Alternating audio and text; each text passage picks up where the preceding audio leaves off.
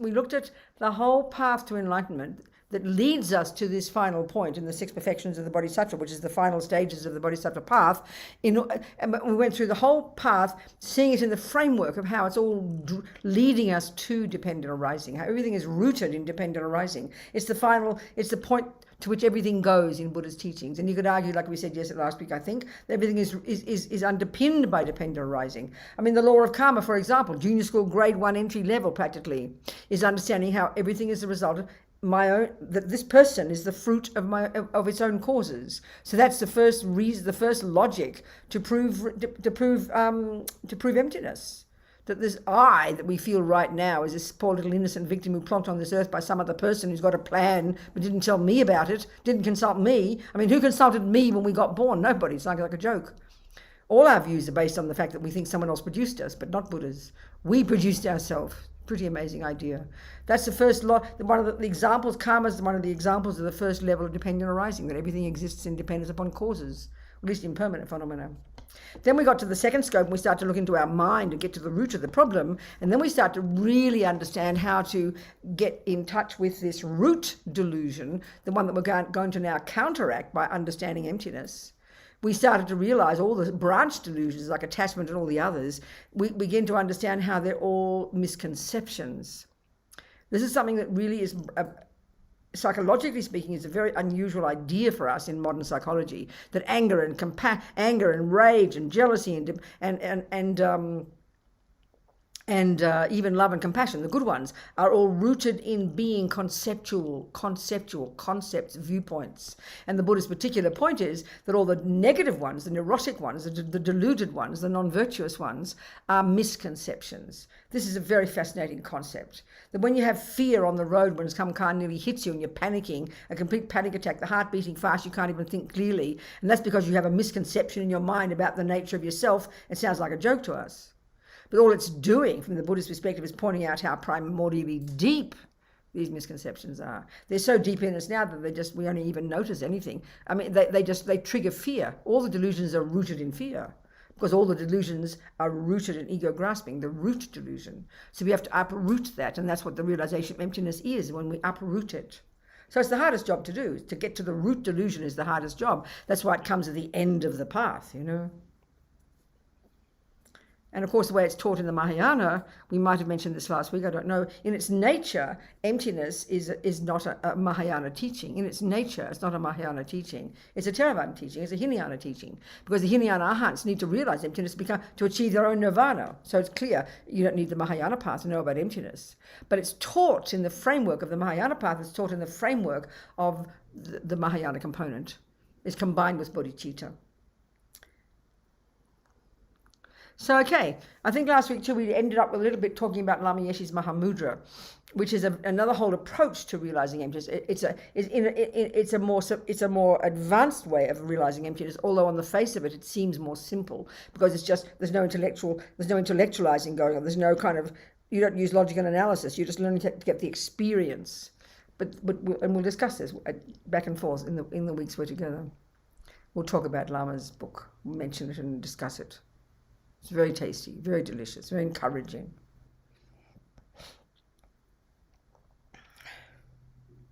So the point I think we ended up mostly last week, before we did the bit of Mahamudra, is trying to see, and this is what we mentioned with Mahamudra, that the Buddhist approaches, the Buddhist view is that everything, this is what Mahamudra means, great seal, and it means that everything that exists. This is the business of the two truths we mentioned. We're going to go into this now.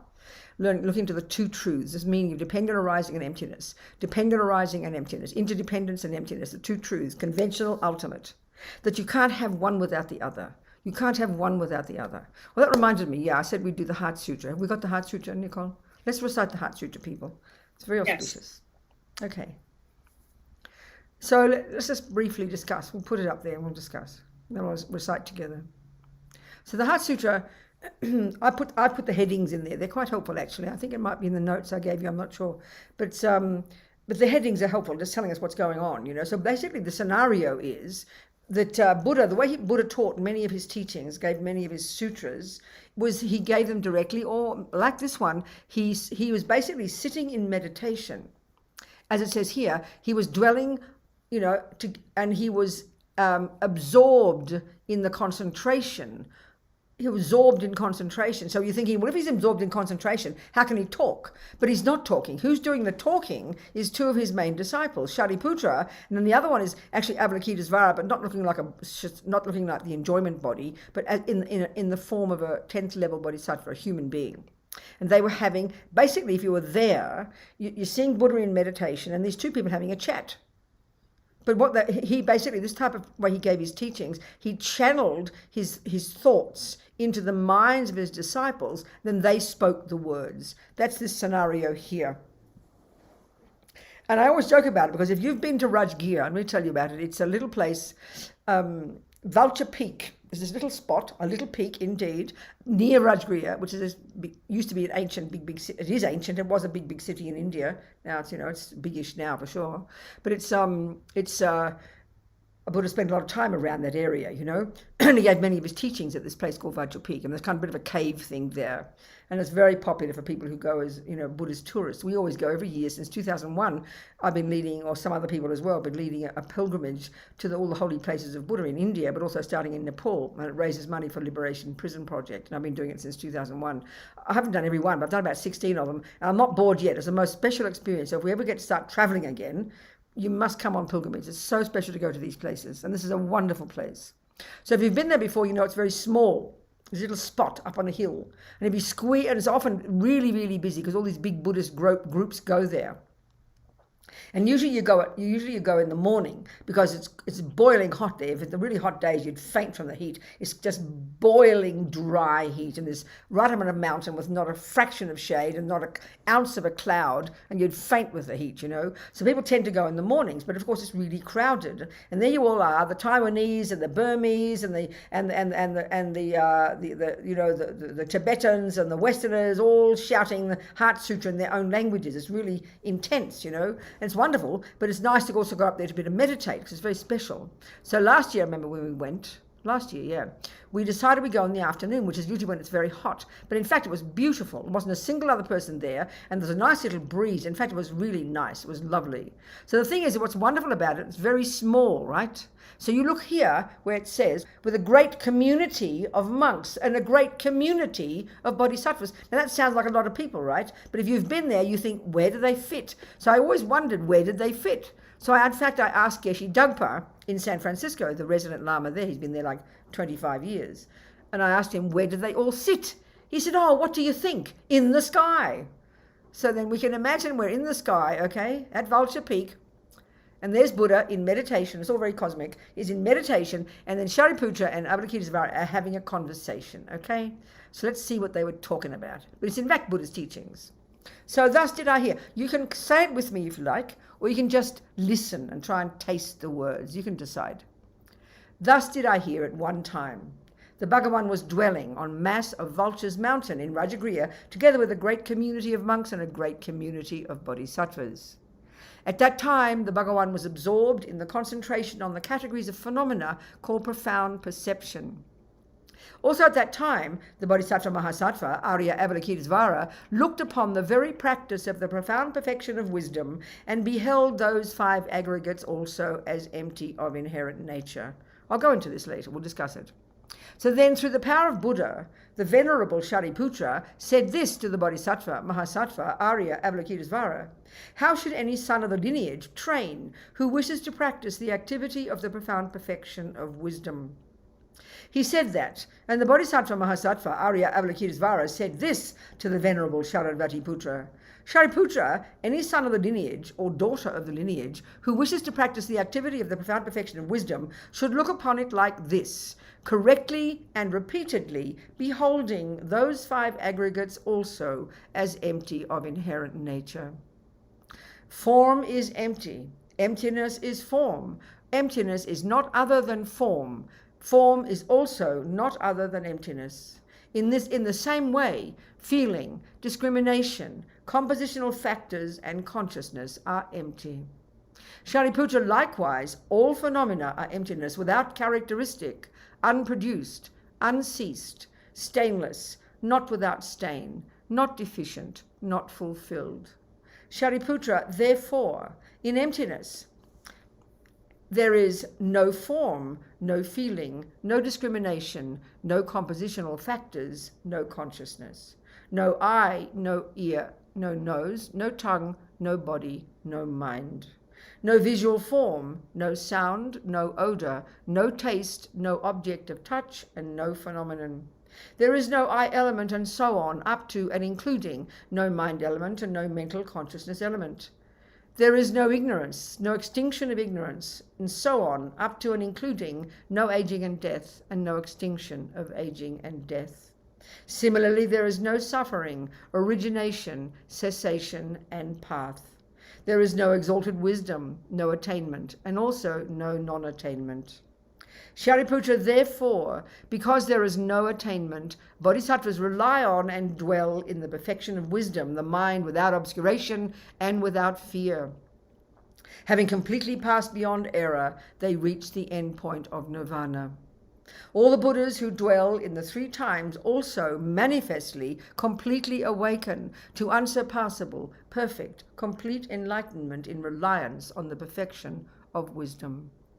Therefore, the mantra of the perfection of wisdom, the mantra of great knowledge, the unsurpassed mantra, the mantra equal to the unequaled, the mantra that thoroughly pacifies all suffering, should be known as truth, since it's not false. The mantra of the perfection of wisdom is declared. Taya ta om gate gate paragate parasamgate bodhi swaha. Shariputra, the Bodhisattva Mahasattva, should train in the profound perfection of wisdom like that. Then the Bhagavan arose from that concentration and commended the Bodhisattva Mahasattva Arya Avalokitesvara, saying, well said, son of the lineage, it is like that. It is like that. One should practice the profound perfection of wisdom just as you have indicated. Even the Chatthagatas rejoice. The Bhagavan having thus spoken, the Venerable Sharadvatiputra, the Bodhisattva Mahasattva Arya Avalokitesvara, those surrounding in their entirety along with the world of gods, humans, asuras and Gandharvas were delighted, overjoyed, and highly praised that spoken by the Bhagavan. That's it. Thank you so much. Okay. So first of all, it seems, these words, this sutra, is from the perspective of a person in complete absorption in the realization of emptiness in meditation. So what, in the simplest sense then, it's saying, you see, when you've got these, I don't know if I discussed about meditation before. We need to discuss this. There's two modes of meditation, two kinds of ways you use your mind in meditation. The first one is, we all know it as calm. The end result is called calm abiding. In Sanskrit, shamatha.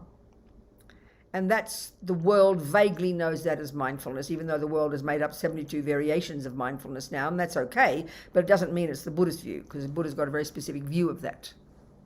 Then you've got the other second one, and that's known in English as insight, special insight. And in Sanskrit, that's known as vipassana.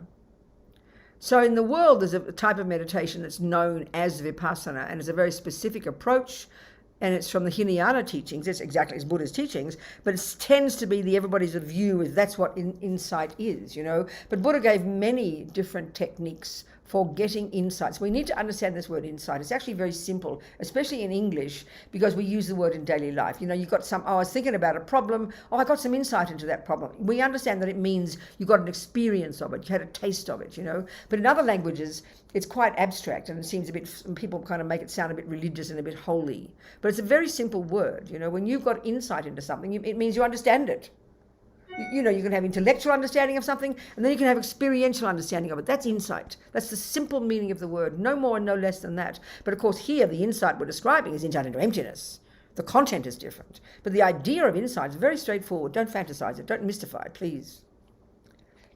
So the technique that, that's common in the world, the popular one, the one that's known well from the Theravadan teachings, the technique is to, you use, so the first meditation is you get concentration. The first meditation is you get concentration. And why do you get concentration? Because if you can't concentrate, you can't do anything. It's so obvious. You can't even walk 2 steps. You can't make a cake. You can't do anything if you can't stay focused on the one thing, 1 step at a time. And that's the real meaning of mindfulness. It's one of the many states of mind we've got. And it's the real meaning of it is the ability to not forget what you're doing moment by moment. It's very simple. But we give it all these bells and whistles. We make it all kind of sound like religious. But as Lama Zopa says, thieves need mindfulness. I'm sorry.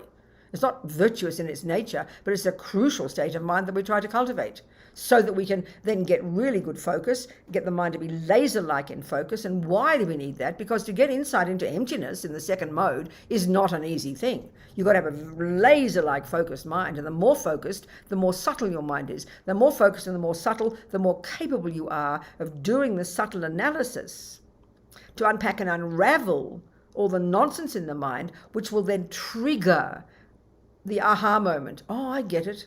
There is no intrinsic I, So these 2 types of meditation are very down to earth, but we so mystify them. It's like ridiculous, So insight is the goal. We've got to get insight into the meaning of something.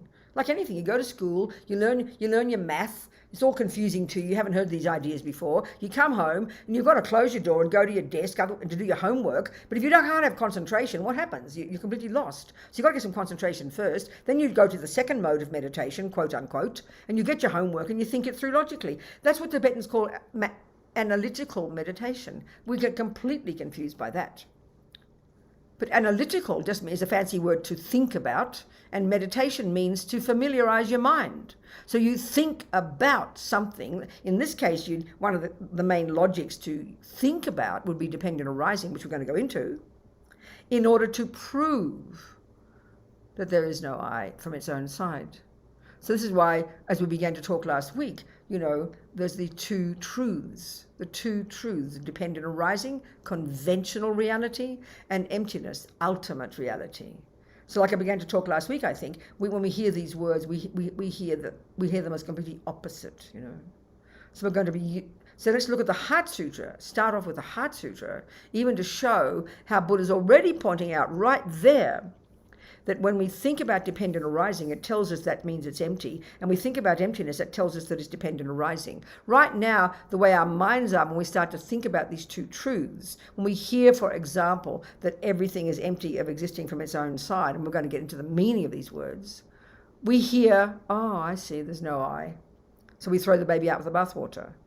And then we hear that Buddha says there is an I that does exist in dependence upon various factors, and this is dependent arising, which we're going to get into. Then we think, oh, there must be something after all, grasp. So we either over-exaggerate something or we under-exaggerate. We're going between 2 crazy people between these 2 truths. We have to bring them together. And in the Heart Sutra, it very clearly shows that they're pointing to the same thing. But I think before we go there, we'll do the Heart Sutra more, and I want to go into the Heart Sutra, but not right yet. I want to say more things so we can comprehend these concepts, Okay.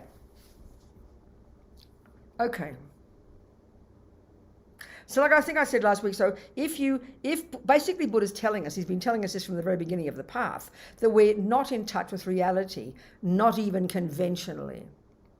So there's conventional reality, which means something's valid conventionally. For example, if you say 1 + 1 is 2, that's a conventional truth. If I say that's a black thermos, that's a conventional truth. If I say my name is Robina, that's a conventional truth.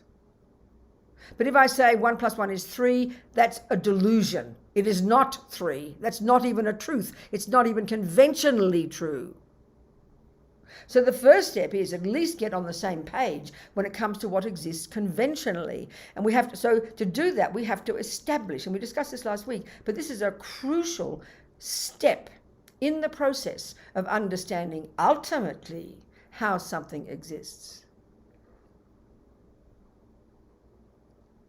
So we first have to establish what exists conventionally in order to then analyze what is its ultimate nature. That's a more complicated thing to do, but you first got to be on track with establishing something even conventionally. And right now we don't even get that right, which is what we're doing in the whole path, is learning about how things exist conventionally.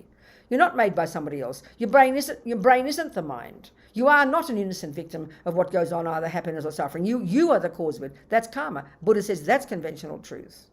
Then you get to the mind, and you look into the mind and unpack and unravel it, and you start to see what is real and what is not in there. And now we get to the bodhisattva path, where Buddha tells us we can become this amazing bodhisattva to be of benefit to others. All of these are brand new things to us. These are the conventional reality with the Buddha. So the whole universe, Buddha would say, consists of billions and billions of different phenomena. Like I must have said last week, I forget.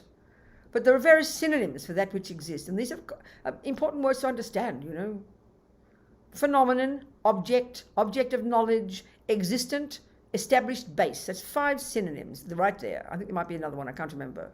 They're all words used to refer to that which exists. So this is like the starting point when you study Buddhist philosophy, like the kind of the map of the world, the contents, and what there is and what there isn't, and what it is, and the divisions and causes and results, and this and 5 of this and 4 of this and mind and blah blah blah. It's like this little map you learn. This is really crucial because the Buddha is telling us that right now we're not in touch with what exists. This is his essential reason, his key reason for why we suffer. This is something it's not just abstract. It's not just being clever to go off to philosophy class and learn about emptiness and pass your exams. The only reason to do anything we're talking about here, the only reason to realize emptiness, the only reason to look into what exists and what doesn't, isn't to be clever, but is because Buddha says right now we're living in la-la land in relation to that which exists. And what makes us not realize what exists is because all these misconceptions in our mind. As Lama Zopa says, all the misconceptions, the root one, which we're getting to, called ma-rigpa, ignorance, and all the branch delusions like attachment and anger and all the rest, grasping at permanence, all these lies in our mind. Believing in things that don't exist is a good way of putting believing in a lie. I mean, it's another way of putting it. 1 + 1 is not 3. Then you're believing it. If you believe it is, then you're believing in something that doesn't exist. 1 + 3 is not true. If you think that black thermos is pink, you're believing in a lie. It's not true. Well, Buddha says by believing that someone else made you, you're believing in a lie. It's not true. By believing your mind is the brain, he's not being rude. Sounds shocking, like he's being fundamentalist. He says, no, it's not your mind. It doesn't mean you haven't got a brain. It doesn't mean it doesn't have a function. But he says it's not true. So by not being in touch with reality, even conventionally, this is why we suffer. And the ultimate reason we suffer is because we believe in an intrinsic me, which is the root one. So we've got to get rid of the lies, So we first use the words, an existent. So then we have to first establish then I began with the thermos last week. I always use the example, my thermos, What's a thermos, mummy? So we need to define our terms. If we want to understand how something exists ultimately, we have to first understand even what it is conventionally. Because it's got to be based on something. So it's a flat-bottomed container that keeps my tea warm. It's a perfect definition of a thermos, this thermos here.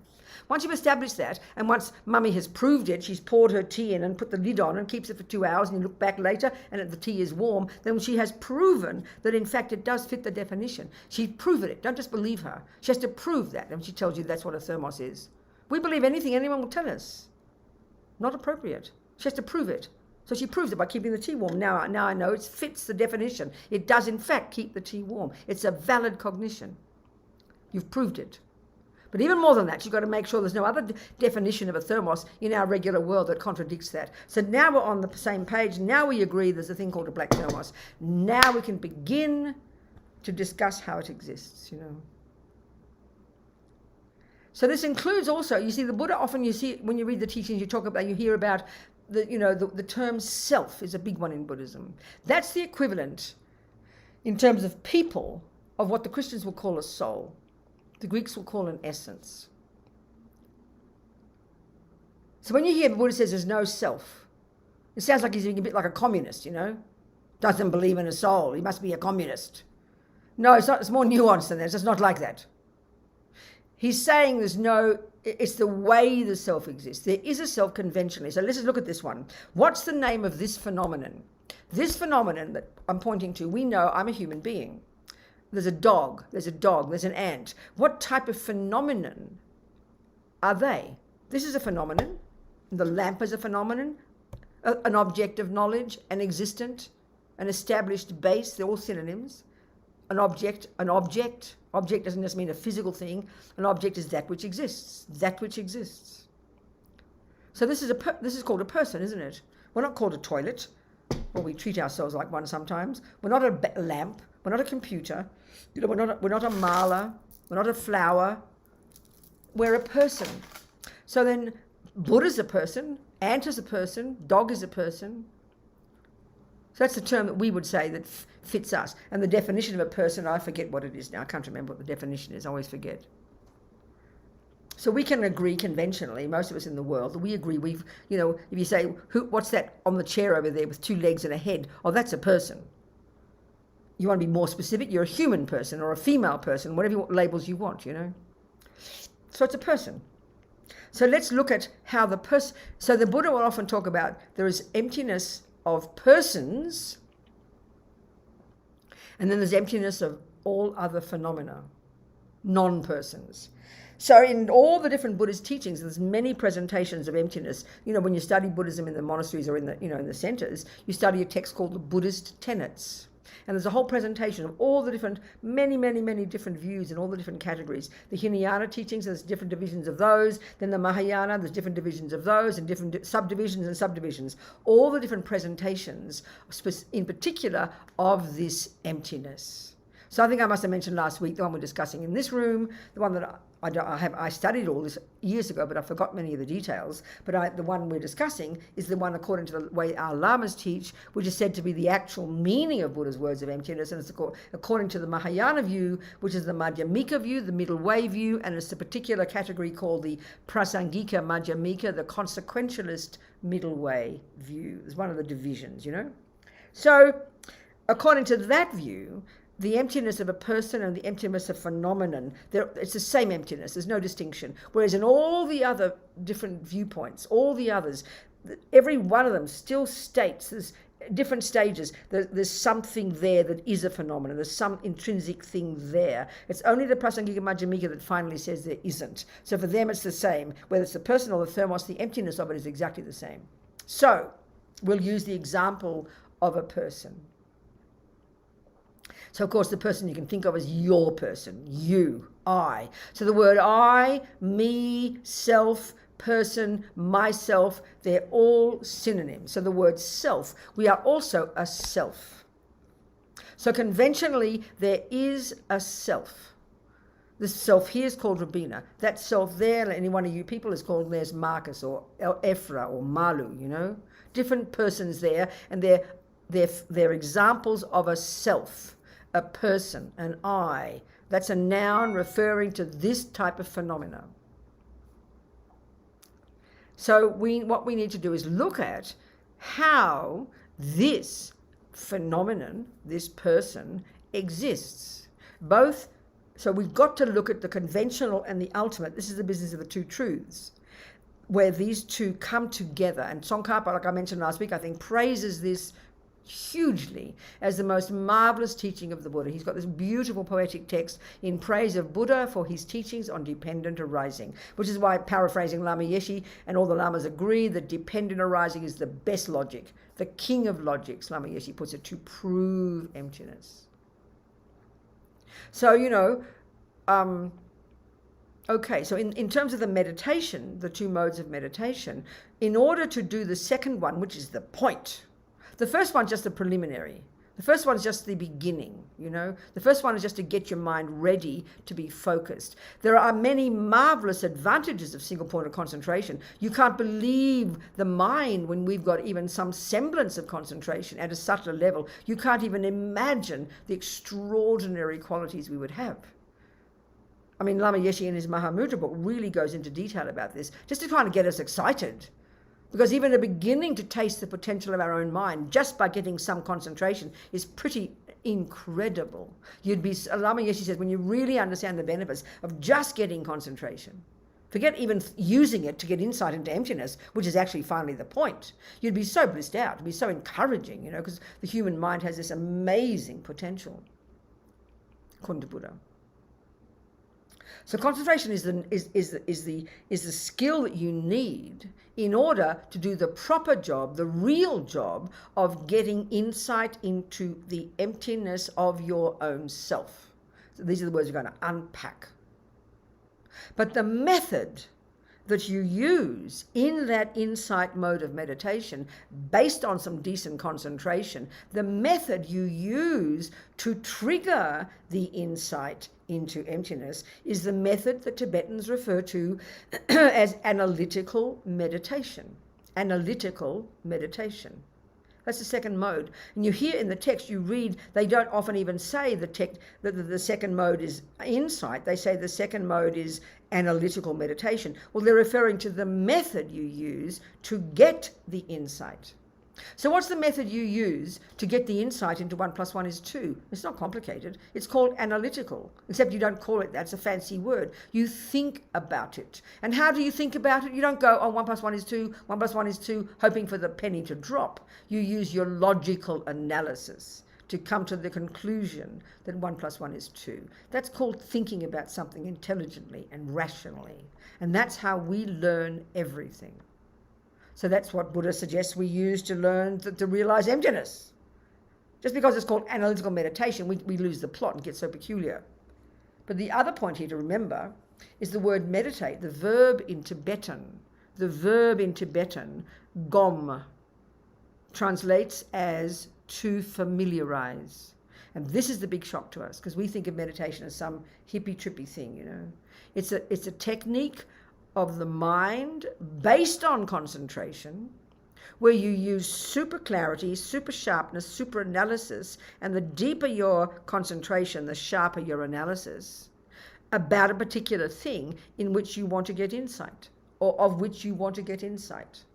So logical analysis is the method you use to trigger the experience of the absence of the intrinsic me. So that's why we have to do lots of thinking. This thinking we're doing here, not in concentration, but using our level of conceptuality. This is the beginning of the process we will use when we are in meditation, as we get some concentration, in order to trigger the insight into emptiness. So clearly, the sharper your mind, the sharper your concentration, the more knowledge you've got from listening to the teachings, the more you have to use in your meditation to think through the problem, to think it through, to trigger the insight, the aha moment. I get it. So, okay, let's do the analysis out loud. There's we'll do different approaches to it, different ways we need to think about. There's many logical arguments when you study in depth in the monasteries, or even in depth in the master's program. There's many logical arguments we need to use to chip away at the misconception that there is an intrinsic I in here somewhere. We're going to decide to look into how this phenomenon called me, person, self, exists. So first of all, Buddha says things exist conventionally as dependent arisings, as interdependent phenomena. They exist in dependence upon different factors. So there's hundreds of ways that things exist interdependently.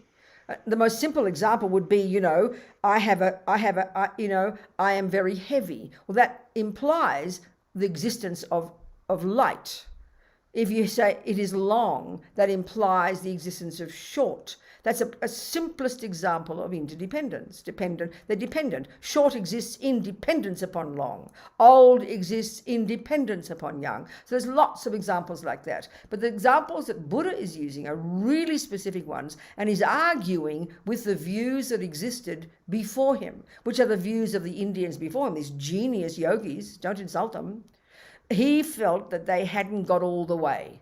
He felt that all their great analysis, they'd let go of the grosser level of suffering, they'd let go of the second level of suffering, but they still hadn't let go of the subtlest level of suffering. They were still positing an intrinsic something. And that's where he diverged in his own direction, So there are three levels of dependent arising that we can discuss. The first one is the grossest level, then the more subtle, and then the most subtle. But the one that's most subtle that's the one we hear about from Lama Zopa all the time. Everything is merely labeled. That's the subtlest way things exist interdependently. But the second one is really tasty and really interesting to do. It's really a great analysis, the second one. Now, the first one is that everything that's impermanent exists in dependence upon causes. exists within the law of cause and effect, that whatever exists is necessarily the effect of a previous cause, and that cause itself is the effect of a previous cause. And you can go back in a linear sense, and the Buddha's view very clearly about when he talks about the whole universe, but in particular about the mind. This can prove logically for the Buddha, and you've got to think about this, and if we can discuss it, that if you keep going back and back and back, this moment of mind comes from a previous moment, that comes from a previous moment, that comes from a previous moment, in this very simple linear sense, material sense, the matter of mind, then he says you will never find a first cause. Now, this is a very interesting discussion. For the Christians, apparently, one of my friends said, this is a major philosophical discussion to prove how there can be a first cause. And of course, a first cause is called God. And that's the teachings in the Hindus, that's the teaching, even the Hindus, even though they have a view of karma, everything goes back to this ultimate source. The Hindus, the Muslims, the Christians, that's the view that Buddha is fundamentally arguing with. So even he says even cause and effect can disprove that one. So all the arguments about how you just literally cannot have a first cause. If you posit cause and effect, it implies that whatever exists is the result of a previous cause. So to say there's a first cause is a contradiction in terms. It's not a possibility.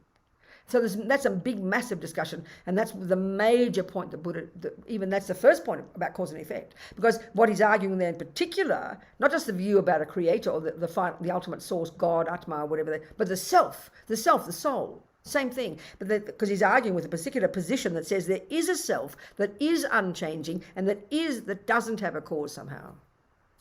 So cause and effect of karma is a first example to argue with that, And this is where it's a bit shocking when we hear it, that this proves that mind has to be beginningless. It's a demented idea for us because instinctively, deep in our bones, we believe with absolute certainty that there has to be a first cause. Even when you go to your therapist, and you talk about your angry boyfriend and you're always upset and depressed. But what she'll start to do is go back into the past, and what we're looking for, is it not, is the cause of why Robina's like this. We're quite sure there's some needle in a haystack back there somewhere. Aha, that's when it started. We have this very deep belief in the first thing. Well, the Buddha says, by definition, if you have cause and effect, forget about emptiness. You cannot possibly have a first thing that itself didn't have a cause. This is an absurdity. It's an impossibility. So it's already a very interesting discussion, but it's kind of demented to us to think that your mind is beginningless. Or even, the Buddhist view, the physical universe as well. In the Vajrayana, they talk about everything is made of the four elements. Physical matter is the four elements. That's still the model they use. Okay, now modern science, we've chucked that method out many centuries ago, and we now talk about millions of different elements. And that doesn't mean it's wrong. It's just a different way of analysing physical matter. Well, this model that Buddhism uses still is that there's two phenomena in the world. There are minds and there is matter.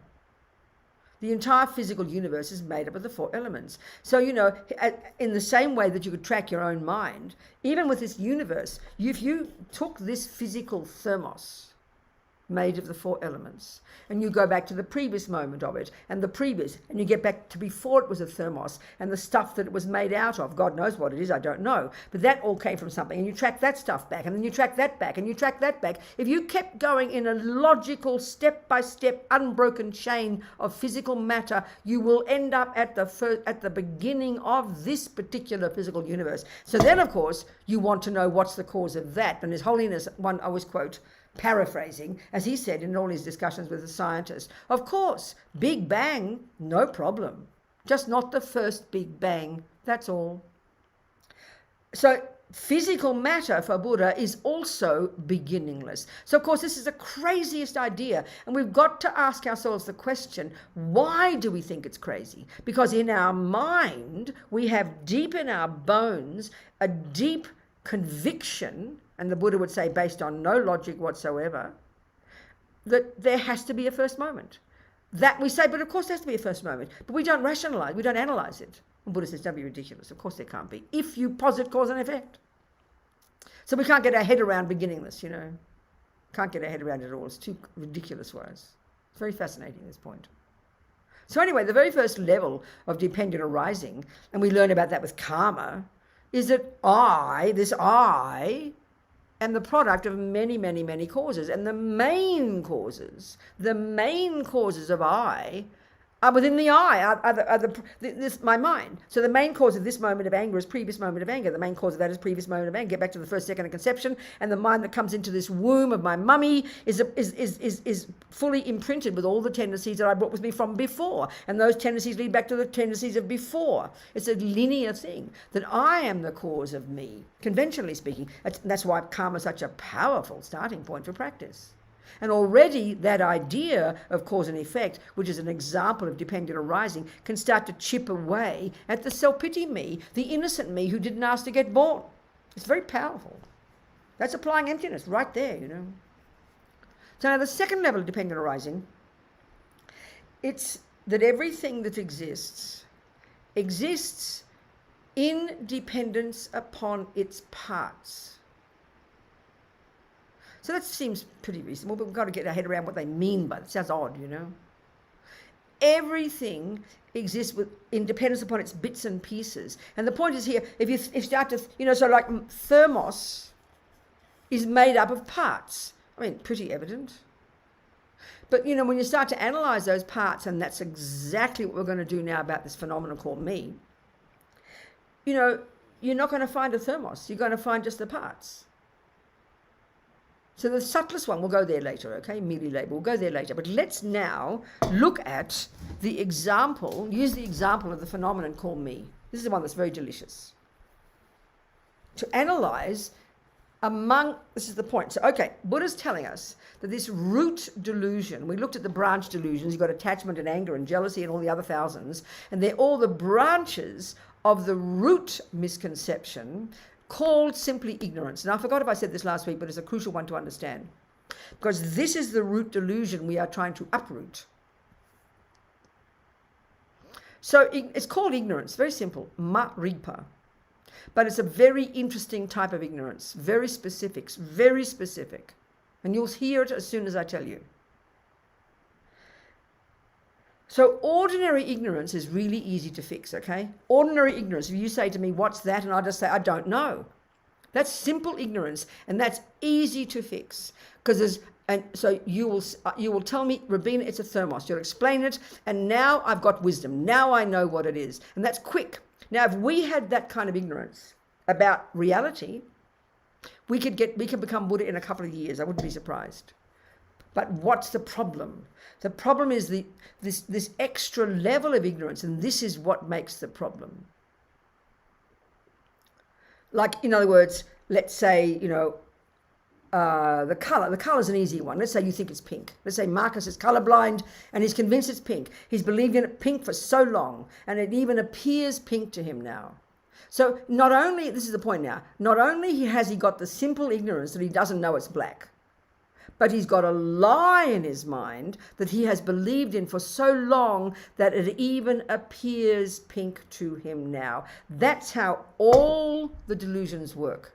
All these delusions in our mind, particularly this root one, there's simply one that's called ignorance, the root ignorance. Not only does it not know how the I actually exists, ultimately, not only is that ignorance causing us to not know how the I exists, but the ignorance totally believes in a lie that's exactly opposite of the truth. So the truth, the words for the truth are simply, there is no intrinsic I. But ignorance causes us to believe there is an intrinsic I. So not only do we not know there isn't one, we believe there is. It's double ignorance. Not only do we not know the actual way we exist, but we believe the exact opposite, and we have believed in it since beginningless time, and it informs everything we've ever done and said and thought. It's the cause of all the suffering, the cause of all the realms of existence, the cause of all happiness, the cause of all the nonsense. This lie that is underpinning every other nonsense in samsara. So it's quite dramatic, quite primordial. So this is the point now about the use of the logic of dependent arising. Ignorance believes there is an independent I. Independent of what? Causes, parts, and finally the mind labeling. So the I we believe in, there's many synonyms for this I that we think is there. The ignorance causes us to believe there is an I that's inherent, an I that is independent, an I that is intrinsic, a self-existent I, an I that exists from its own side, an I that exists in and of itself. There's many synonyms you'll read in the teachings. They all come to the same thing. Certainly in the Prasangika view, there's different definitions of these different terms in the other schools of thought, but here they're all synonyms. They're all various ways of saying there does exist an I independently. Independence is probably the best word. Independent of what, mummy? We believe there's an I that's, first of all, independent of any causes. There's a little intrinsic self-pity me in there that things happen to unfairly and has nothing to do with me. That's the ignorance of no karma. Then the parts one is the one we're going to look at. We believe there is in here somewhere, this is the one about parts. We believe, this ignorance causes us to believe with absolute certainty that there is in here somewhere, as my friend Pende says, walking hand in hand with all the other hundreds of parts that make up Robina, we are convinced there is a special part that is the boss part that runs the show, and that's called I. Another mistake this ignorance makes, and we have to argue with both of these mistakes, is that all of me is the I. All of me is the I. But let's look at the first one first. It's very fascinating, you know. So our language expresses this. This is what, like I said last week, I think, I is the central player in our head. I is the reference point for us for the entire universe. Everything's in reference to me. And when we start looking at the main delusions, attachment and anger, the two main delusions that are then the source of the other delusions, everything is in reference to me. So we see the entire, think of this, we see the entire universe through the lenses of my needs. So I am the reference point. So if a person's kind to me, not the next door neighbor, me, then I'm happy. If they're mean to me, not next door neighbor, me, then I'm unhappy. So everything, we interpret everything, it's like we take the whole universe personally. We see everything as either something that'll make me happy or something that'll make me suffer. I mean, we should be embarrassed how self-centered we are, really. It's pretty incredible. But this is the way the world is, you know, this is ego. It's what ego means. And the more strong our attachment, the more strong the anger, the more strong the suffering. The more strong we see the world like that. So everything's in reference to the existence of this special little me in here somewhere. So Buddha says, I'm sorry, people, don't be ridiculous. You won't find such a me in there. Don't be silly. But we can't just believe him. So he says, we've got to search for it. Which sounds just so absurd, doesn't it? Search for your I, for God's sake. So let's just do a few little analysis, okay? Well, the latest analysis I like to do that I think really works, you're going to see it, is when you go to IKEA and you look on the computer, you see this gorgeous table, right? Oh, I'm going to buy one of those. So you order one from IKEA. Now, you know perfectly well when you get this box, you get a big shock. There's no table there. There's a bunch of parts, aren't there? But you know, this is such a good analogy, I tell you, I love it. So the thing is, those parts, we know, because we're now used to this, that if you put them together, you'll get your table, baby. We know that, and IKEA very kindly analysed all the parts and didn't just chuck in 5 legs and 2 tops and 4 screws and hope for the best. They analysed it through, logically went through it all, and they put the correct parts in the box, and you follow their instructions, and da-da-da-da, you'll get a table, okay? We get that now. That's how the world exists. You have to make your own house. Now let's pretend you go to IKEA and you order a Robina. You order a Marcus. You order a Nicole. But it's a great analogy. I love it, you know. We didn't do this last week, did we? We didn't go here last week, did we? We didn't do all this. No, okay. Okay, so good. This is a great example. You will see. So, okay, so we're putting, and so imagine the number of parts in that box. Just imagine the number of parts now. First of all, what is the I made of? It's made of body and mind. Buddha doesn't assert a third thing called a soul. You've got a body and you've got a mind. So already we can see the body has got hundreds, if not thousands of parts. We can see that down to the tiniest bits, the little tiny bits of all the there's millions of pieces. It'll take you a while to construct them, from IKEA, I promise. Then you've got all the bits of the mind, the anger, the negative, the negative ones, the positive ones, the subtle ones, the gross ones, the intelligence of this, the eye consciousness, ear consciousness, hundreds of bits of your mind, your cognition, So gradually you're putting this package together. Now all the time, and further, even more analysis. So we know those parts, like the table, are very specific. You'll have one nose, you'll have two ears, you'll have two eyes, you'll have one chin, you have a certain number of teeth. Each of them has their job. If you've got a well-working body, think about it, even a hand that works well. You say there's a hand. What's a hand made of? Fingers. Each finger, they all work together. The little finger doesn't argue with the ring finger, say, get out of the way, you're doing my job. Each piece does its job beautifully. This is a really important point. Each piece has its job, and they all work hand in hand to do the job of being a hand, an arm, a body, a nose. Each piece does their job, and all the pieces together do the job of being Robina. So now, you keep constructing this person. And all the time in the back of your mind, you're waiting to uncover this very special piece, without which it won't be Robina. And that piece has to be labeled Robina. That's the I. There's got to be a piece in there that's called an I. So why do we say that? Because listen to how we talk. I have a nose. Now, one argument that they say we have to use to debate, and this seems initially very silly, but you start to hear it. If something does exist, it's either one thing or it's more than one. So listen to this now. Listen to this. I always use this example, and it works perfectly. I have a thermos and a mala, okay? Now, if you're listening to me and we know the meaning of words and you hear me do this and you put it together, you will say, yep, Robina's right.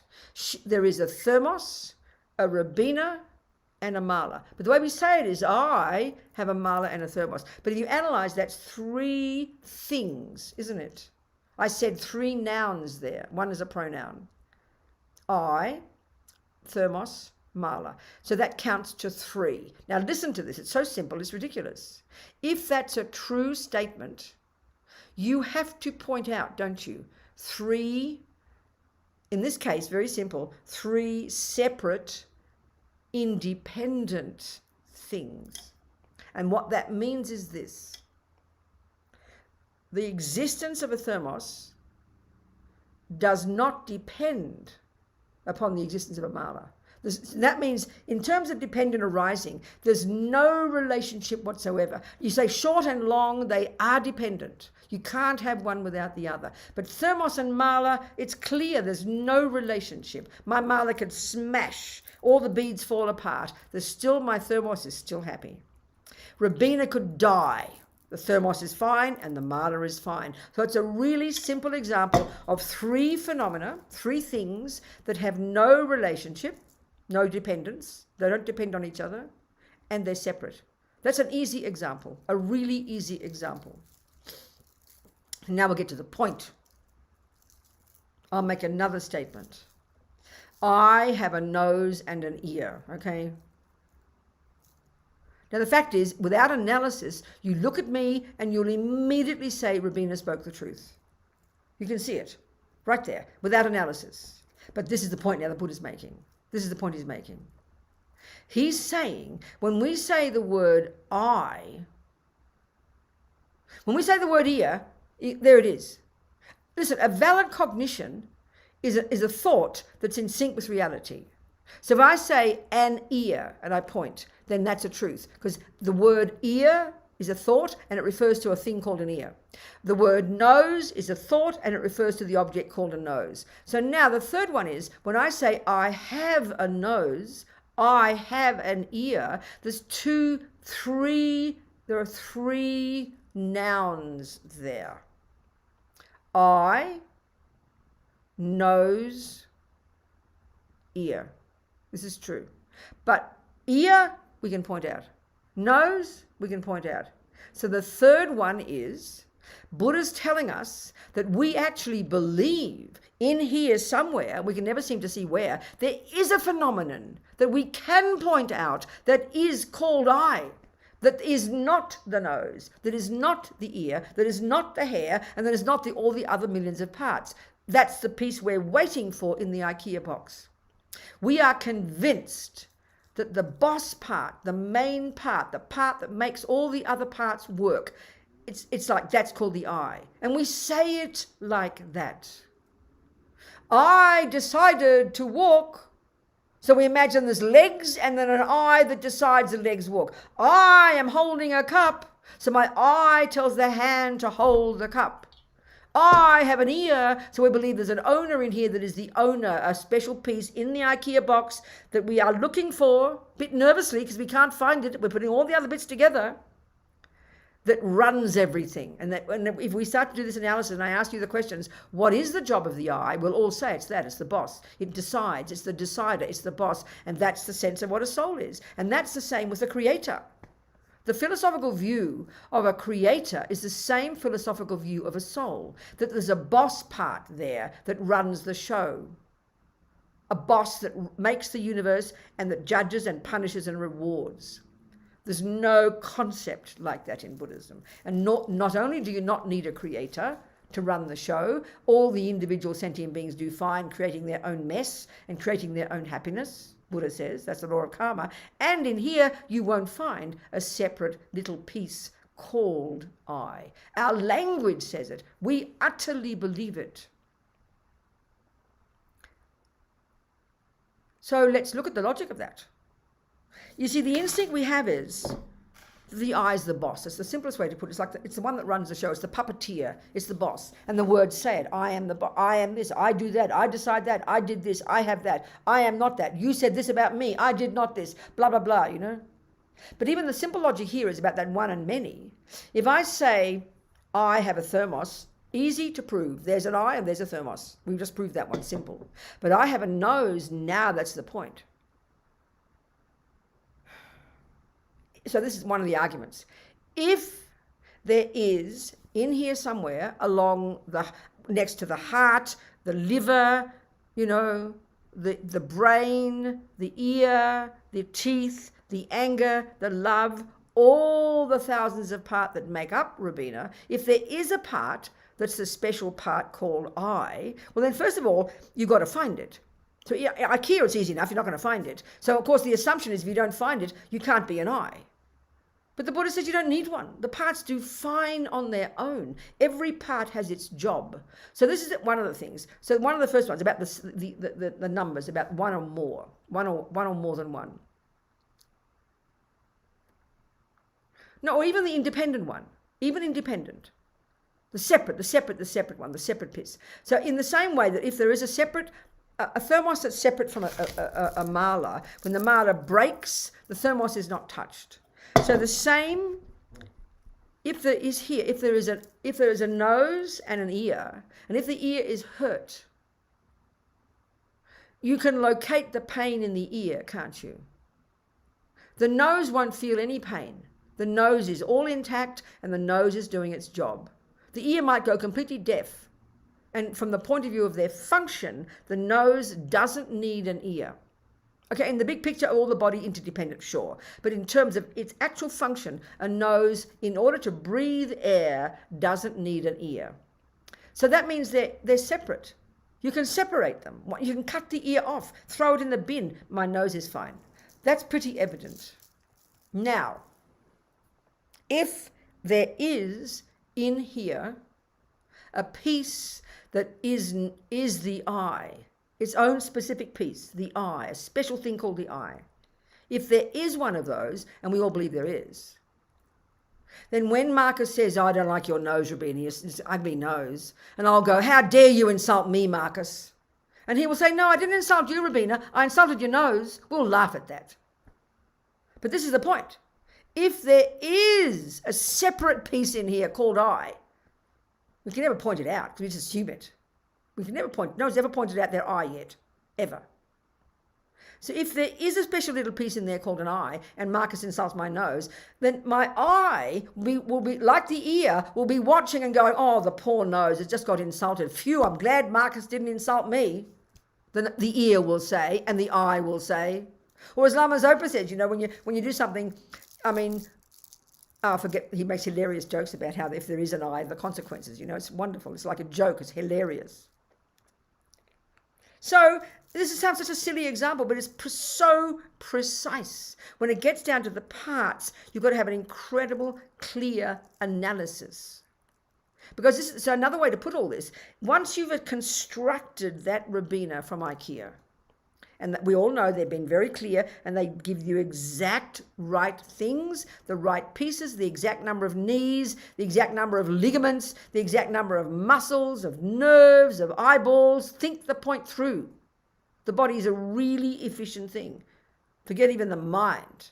But the mind too has got all its own parts. So every piece of your body and every piece of your mind has its own job, and they all work beautifully together to produce the illusion of a Robina. But we want there to be a piece called Robina. But this is the point now. If each part does its job, and you've fully constructed the Robina, what job is left over for the I? This is the discussion to have. What is the job of the piece called I? So I need some suggestions from people. What would be its job? Because we believe it's there, we say it. You know, like I said, the central player in our entire universe is I. So what's its job? Each part has a job, doesn't it? It's a good way to put it. Each piece has a function. My nose breathes, my ear listens, my fingers pick up things. You know, every piece has a job. Very efficient. So what's the job of I? What job, put it this way, what job is left over after each of the pieces has been assigned its job? What job is left over for the poor little I feeling all left out? Any suggestions? Any ideas? Yeah, the boss. That's what we think, isn't it, Jack? Good. But tell me more precisely how does it function? Give an example of an action in which the boss, the I, plays a role. Give a simple example. It decides what to do in any given situation. Okay, good. So I will tell you the Buddha's answer to that. No, that's the mind's job, Jack. The main part of the mind, there are many different parts of our mind, and when you do the Buddhist study of the different parts of the mind, there are some parts that are there all the time, and the first one, the main one, is called intention, and it's volition. That's the boss. If you want a boss, that's the boss. So the mind doesn't need a boss. So then we think it does. I mean, even the hand, we think there has to be an I that decides the hand will pick up the cup. But that's the mind. So if you do want a boss between the body and the mind with absolute certainty is the boss. So that's covered. That's covered. Can you see my point? It's covered by the mind. The mind is the boss. Intention, I will, and then you pay attention, and then you concentrate, and then everything starts. So the mind does the job. But that's the usual feeling we have. There's an I, because our word is I. We don't say the mind decides. We say I decide. You're right. So this is where the confusion is, because the Buddha's not saying there is no I here at all. What he's saying is we give exaggerated status to the I. So when we say the word I, it's as if it's referring to some particular piece in there. And this is the part that's really subtle, and we need to do this in meditation to really get to see the truth of it, you know. It's very interesting. Well, any other suggestions? The job of the I. That's the typical one. It runs the show. Is the mind? Pardon? Is the mind the brain that's come in the box? Yeah, the brain is there, and the brain absolutely plays a role, but for the Buddha, that's just your body. It's not the mind. The mind is not, the Buddhist view is the mind is not physical, but it functions in relation to the brain. So if you want a boss between body and mind is the boss, but there's no piece called an I apart from the body and apart from the mind. So see, this is where the real point comes, is that what is the I then? This is the subtlest meaning, Kathy. What is the mind then? Well, that we can discuss. That's okay. We can discuss what the mind is and we can discuss what the body is. But the I, which we're looking for the I here. So then the conclusion, and we've got to get to this experientially, the conclusion is, and this is the subtlest meaning, the I, Kathy, is merely the name we use to refer to this body and this mind. That's what they mean by the subtlest one, merely labeled. So you can't say there's no I, but as Lama Zopa says, when you've realized this reality, it's as if there's no I, but there is an I, but it's so subtle, it's as if there's not an I. It sounds rather cute. But we want to, when we say there's something existing, and this is the way ignorance works, we want to pin it down, you know? So it's easy enough. But that's where it's easy. We can pin down the ear, Kathy. Look, we can pin down the nose. We can pin down the eyeball. We can pin down the anger. We can pin down the love. But to pin down the eye that is angry and the eye that has an ear, that's where it gets tricky. And literally, Buddha says, if you unpacked your eye and sent yourself back to IKEA as parts, you would not, if you put all the parts back in the box, you will not come up with a piece called I. But even though that's what we believe, when we do a meditation, Lama Yeshe does this, he says, even if you were to throw away every piece of yourself, and this is a really good meditation to do, a very strong analysis to do, you literally reverse process and put all the bits back in the box, all the bits of the body, all the bits of the mind. We are convinced, even when all the bits are there, there's still some I here left over, you know. It's a very powerful feeling. We believed in it for eons, Buddha says. And it's just, we won't find it. It's not the final analysis, but we won't find a separate piece. That's not the end of the work yet, but it's a really good step in the process. But so, of course, what's the consequence of that one? The realization of that is pretty powerful. It sounds very abstract to us. As Lama Yeshe says in Mahamudra, when you've realized the absence of that particular intrinsic, concrete, solid, definite, independent me, when you see the truth of that, when you have insight into that, there is no fear. You've cut fear. You've cut the basis of all fear and all delusions. There's more work to do yet, but this seems pretty abstract to us because we're so convinced there is that I. That's why this almost seems like a silly operation to do, to look for it. It sounds like a joke, you know.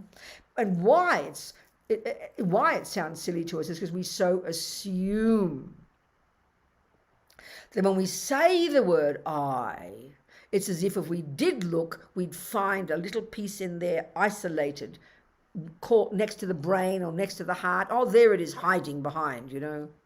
But simply speaking, you won't find that piece. This, as His Holiness says, this is not the final analysis. This is not the real premise, but it's a major step in the right direction, you know, to loosen the grip of the belief in this intrinsic, definite, pointable, findable me. And then, of course, and this is a more subtle analysis, because normally when we think of me, we have a much bigger picture. We have a picture of a fat me, a lonely me, a jealous me, a carpenter me, a gymnast me, a nun me, an Australian me. We have all these other 47 bells and whistles on top. So the feeling we have of this big fat I is kind of like this great big lump. Australia, none, old, fat, small, ugly, jealous, depressed, all those bells and whistles we put on top. That's why in the second level of practice, we've got to strip away all that rubbish. And then we're getting closer to the more subtle level where we can now get to really to look at the intrinsic sense of a me, to rip that away. Until we've lessened the anger and the jealousy and the depression and taken away all those labels, we can't begin to do this job. This is really more subtle, more advanced, you know. It's a very interesting topic. So are there any questions from all this now? What time is it? 15:15. What time did we start? Robina? Yes, please, talk to me. Yeah, hi, hello. It would seem to me like anger, love, you just said you could point to that, but these are just irrational emotions, Yeah. wouldn't that be the I? I mean, just irrational as the concept of I. I understand. is that They the are. mind? No, exactly right, Robert. If we look at the mind, let's look at the mind, okay? And as we study Buddhist psychology, we will learn that in our mind, in our head, we know there are thousands of thoughts. Now, Buddha divides them into the irrational, neurotic, deluded, exaggerating, disturbing ones. The root one is called this belief in the fantasy me, which gives rise to the next ridiculous one called attachment to get what that me wants, which gives rise to the ridiculous one called anger when the I doesn't get what it wants. There's this whole kind of hierarchy in there. They are the deluded nonsense states of mind. But insofar as they're being states of mind, they're very real. But they don't have a valid basis. Therefore, they're not.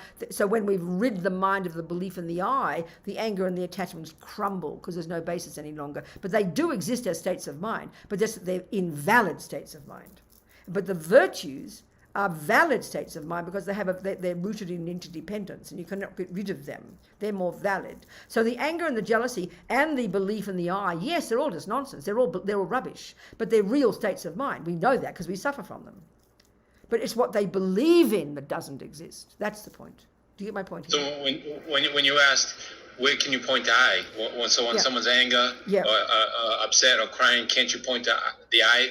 Then? No, I get your point now. I see your point. Okay, this is where we get to if there's one thing or this is more than one. If something is anger, you define anger. Anger is a state of mind that exaggerates, my boyfriend's badness. That's anger. Well, that's called anger. It's not called I. You can't have it both ways. It can't be anger and I. You've got to decide. So anger is anger. It can't also be the I. That's why even many people, one of the answers is maybe the mind is the I. But this is where if you're going to have one, you're going to have many. This is another difficult analysis too. If the mind is the I, that means mind and I are synonymous. That means they point to the same thing. Then why would you say, I have a mind? It's schizophrenic. If they're the same, they'd be literally the same. And that can't be so. And like, I am my body. Not possible. If there's an I, it can't be if it is the same as the body, then you will not find anything separate from body and mind. Therefore, you'd say body has a body. I have an I. It's just plain silly. But, I mean, this is as hard to understand as the first one because we just assume either there's a little I that runs the show or it's all I, We've got to argue with both of these. And in the text, they call this the 4-point analysis. The first one, you've got to first establish what you're looking for. And there's only two options, Robert. This is what Buddha's saying in this analysis. There's either an I that's separate or the I is oneness with all the bits. And you've got to do logical analysis to disprove both of those. That's what we have to do. And because our belief goes between those two so continuously, it seems like silly to argue with them because they seem like self-evident truths. But that's the point the Buddha's making. They're not true. So it's quite precise, the analysis we have to do. Do you understand? It's not comfortable. Yes, it's a little complicated. That's right, it is complicated. But Robert, precisely, it's complicated. But thank you so much. Okay. And this is the end result. This is the thinking of doing all the previous work. This is a bit like sort of trying to work out E equals MC squared and you haven't quite understood 1 + 1 is 2 yet, and most of us haven't. So, but it's good to discuss it nevertheless. It's good to squeeze our brains, as Rami Yeshi puts it, Any other points there? Any discussions, any questions, any points you'd like to bring? Yes, Venerable Robina. Yes. Ariane asks, is the I the ego? Well, this is the point. I think it's since Mr. Freud, isn't it? I always joke about how in English and in all the European languages, we always go back to Greek when we have to be fancy. I mean, all the sciences are using Greek or Latin. It's so peculiar. So it's just a Greek word for I. But I think if we analyse it the way we use it in the West, it's a very loose. And usually what we mean by it, oh God, she's got such a big ego, we'll say. It just means she's being very attached or very angry or very jealous or very arrogant. So it's a name we give to a person who's got a few delusions, I would suggest. But there's no thing in there. I, ego, self, you can argue they're all synonyms. There's no such thing. That's separate from the other bits, is the point. Cynthia had a question. She says, the DNA, the genetic print is infused with something, the I, ? All right, So what's the person's name again, darling? Cynthia. Okay, Cynthia, sweetheart. The Buddhist analysis is this. We have body and we have mind. Body is the DNA, all the tiniest tiny things, all the business, and that clearly is coming from mummy and daddy, and that comes from grandma, and that comes from grandpa, and we track that back to whatever we track it back. There's no argument with that.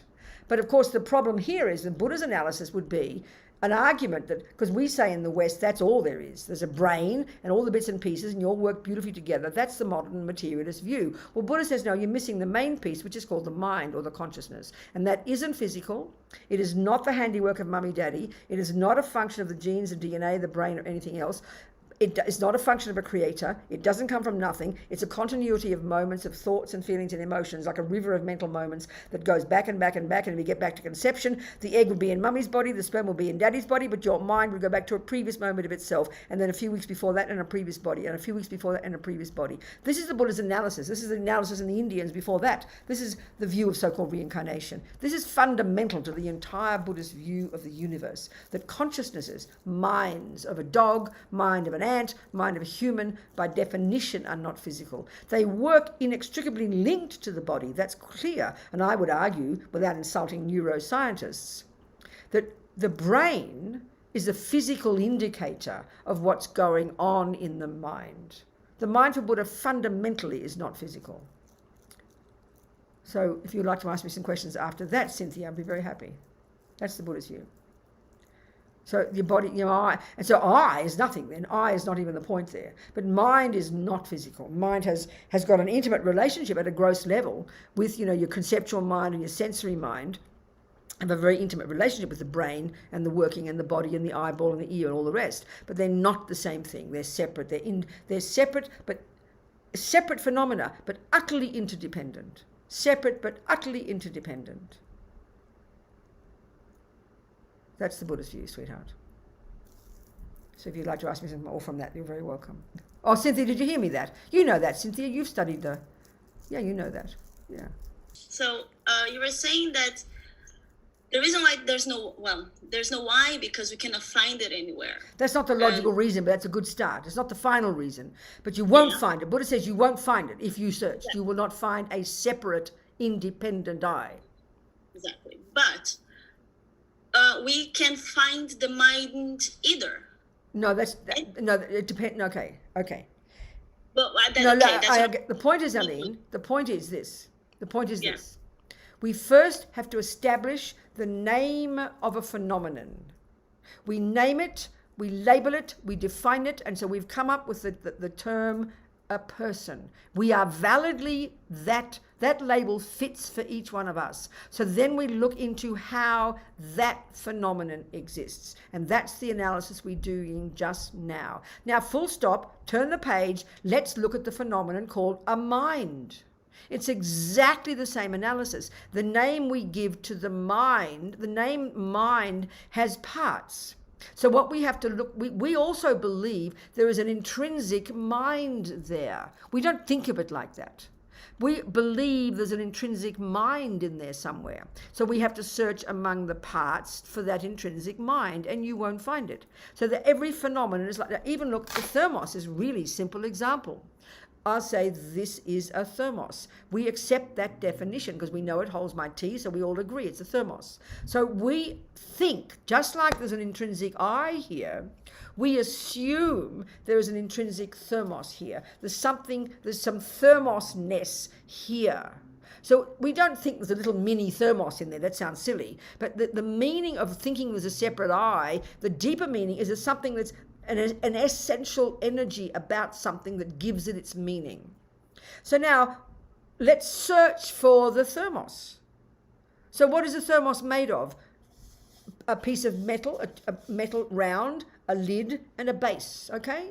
Now, let's take the pieces. So I will make a statement. My thermos has a base. Now, that's two nouns, right? Thermos, base. Do you agree? Two nouns.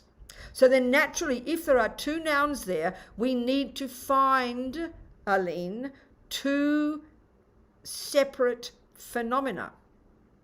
We say it like that. I have a nose. That's two things. So where's the, so here we'll point to the base, right? That is the base, you agree? So let's say you take the base away. There's a base in my right hand. So where now is the thermos? Is there a thermos here? Is there a thermos in my left hand now that I've taken the base away? Why not? Because it lost its function. It lost its function. This is the point. It no longer functions as a thing that keeps my tea hot. It's not possible. It's now a metal tube, isn't it? So what's a thermos? Well, you can't find a thermos. A thermos exists interdependently upon its parts, but you can't point out a separate thermos, honey. Everything is like that.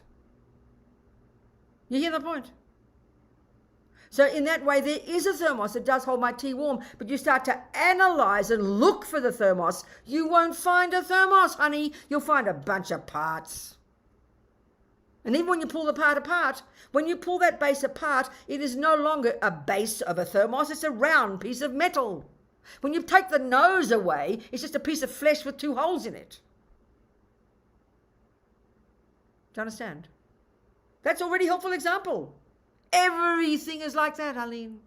And that's when the Lamas say, if I'm angry, Marcus insulted me. And I even start to analyze the anger. Everything is exactly the same argument. Everything is identical analysis. I take that moment of anger and I start to search among the parts of that anger. What is it? It's a state of mind. It's a thought. The thought is, how dare Marcos insult me? You take each of those pieces, you put the me, the insult, the I, how dare, and you've got a bunch of sounds. This is not a joke. Everything needs to be, that's exactly what it says in the Heart Sutra. We've got to take each component of the universe and pull it apart to discover how there's no intrinsic anything. And so the consequence of this isn't just, oh, well, who cares? I might as well kill myself. This is how things exist, Buddha says. And when we realize this absence of something intrinsic, it tells us dependent arising, that everything is made of parts and everything is merely labeled and everything is cause and effect. So things exist, this too exists inextricably together.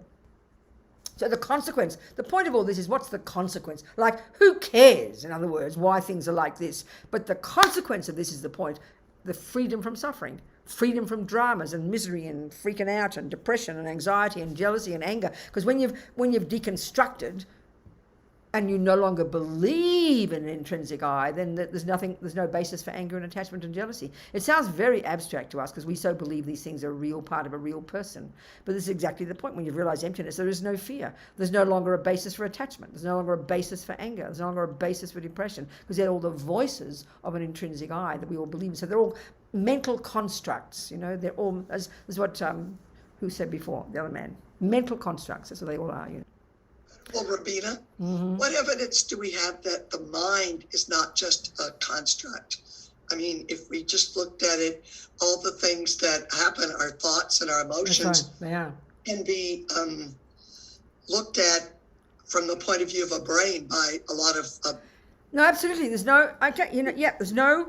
Okay.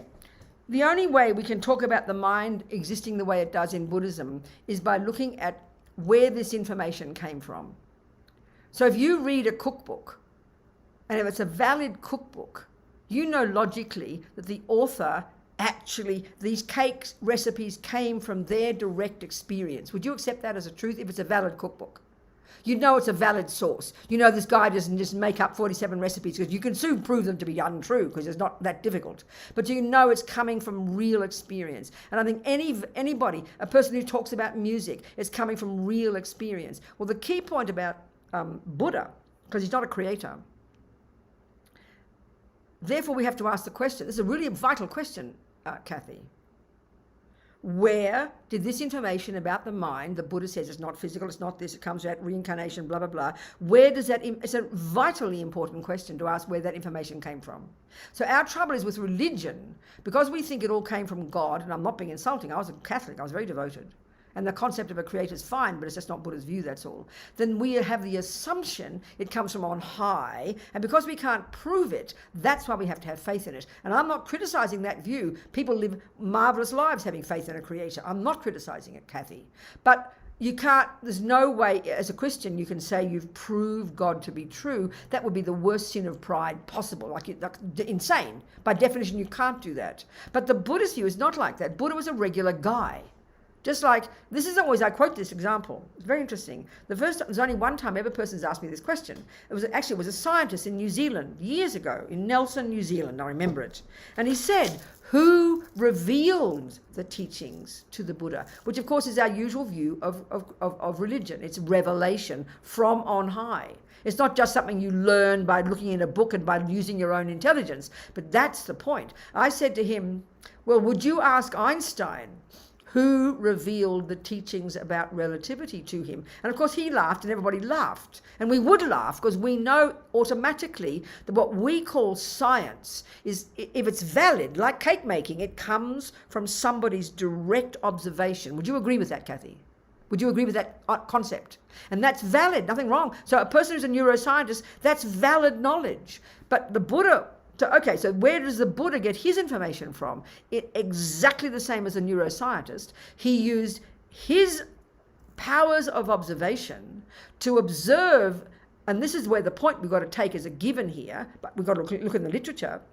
Even these Indians before him, they're the ones who created this technique that's called single-pointed concentration, which is a central technique in Buddhism. When Buddha left in his own direction from the Hindus, this is one of the major techniques he brought with him. And this technique was discovered and perfected by these genius Indian yogis before the Buddha. And what they did was literally be able to get this single point of concentration, which enables you, and there are people like you and me, honey, in the mountains, metaphorically or actually right now, getting this shamatha, getting this single point of concentration.